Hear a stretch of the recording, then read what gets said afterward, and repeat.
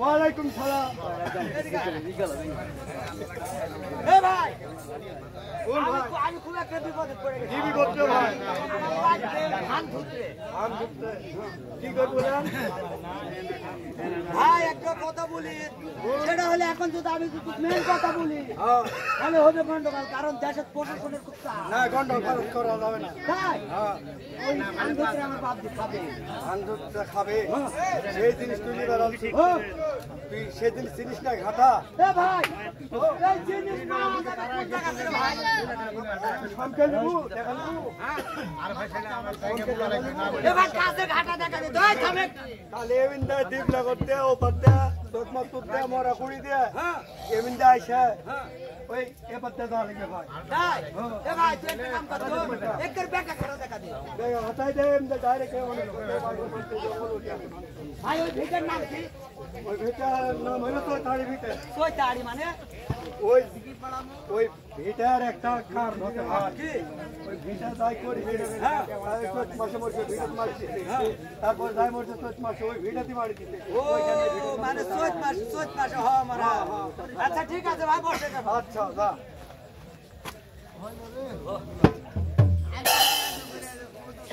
কেমন? চলে আমি না বললাম করে। ও সংকট করছে ব্যাপার, এতগুলা গান দেবা ভালো ভালো দেখো ওরে সংকট করছে রাতা বিছিল আরে না বাস বিছিল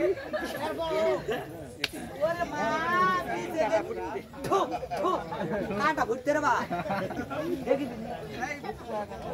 ওরে বাবা না এটা কাটা করে পাকা হয়ে গেছে বা একটা কাম করি যাই গাছ তো দু পাতাকে কাটে বাতাসে তেলে নিচেতে শান্ত তুই চলে যা তো হে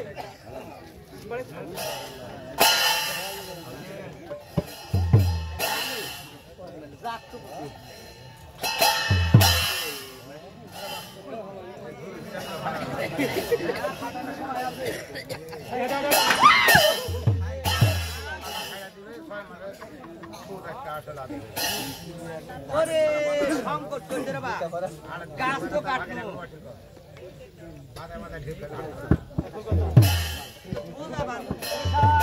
বলি আরে সাগরে